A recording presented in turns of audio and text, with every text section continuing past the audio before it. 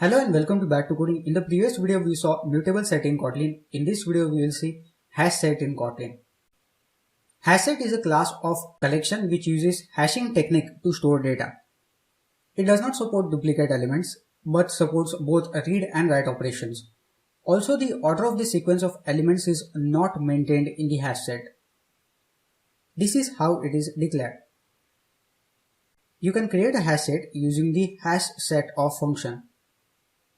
Let's see it practically.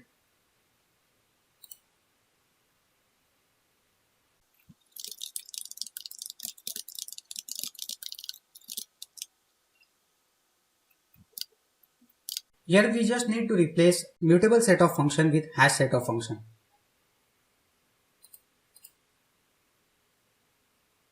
Here it has printed our set of friends names, and as you can see here in the output, Bhavesh is not repeated even though we have added it twice. So it means it doesn't allow duplicate entries in the HashSet class as well. Here is the list of some of the functions available in the HashSet class, which we have already discussed in our previous two videos.